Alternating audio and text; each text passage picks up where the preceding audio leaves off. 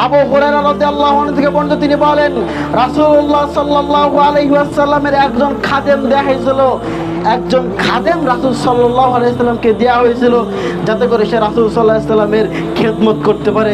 যার নাম হচ্ছে মিদআম।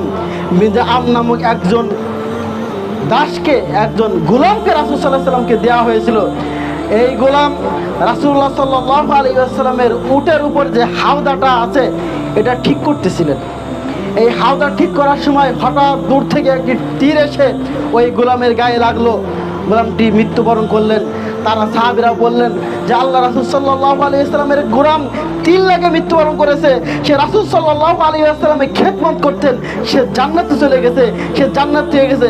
রাসূল সাল্লাল্লাহু আলাইহি ওয়াসাল্লাম বলেছেন আল্লাহ কখনো না, কখনো সে জান্নাতে যেতে পারে না, কখনো সে জান্নাত যাবে না, অবশ্যই তাকে আমি জাহান্নামের মধ্যে দেখতেছি। সাহাবীরা তো অবাক, আল্লাহ নবী সাল্লাল্লাহু আলাইহি ওয়াসাল্লাম যে আপনার খেদমত করত, তীর লেগে শহীদ হয়ে গেল, সে কিভাবে জাহান্নামে যেতে পারে? রাসূল সাল্লাল্লাহু আলাইহি ওয়াসাল্লাম বলতেছেন খায়বারের যুদ্ধের সময় গনিমতের সম্পদ থেকে একটি চাদরে আত্মসাৎ করেছিল, যার জন্য সে জাহান্নামে গেল।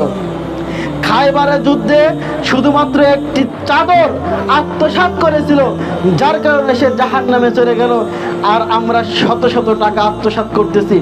আজকে সমাজে যারা দায়িত্বশীল আছি তারা নির্দ্বিধায় মানুষের সম্পত্তি আত্মসাৎ করে যাচ্ছি, কোনো কিছু মনে করি না। তাহলে আমাদের অবস্থা কি হবে? যে ব্যক্তি খায়বারের জমির থেকে মাত্র একটি চাদর নেওয়ার কারণে, রাসূলের খাদেম হওয়ার কারণে সে জাহান্নামে গেল।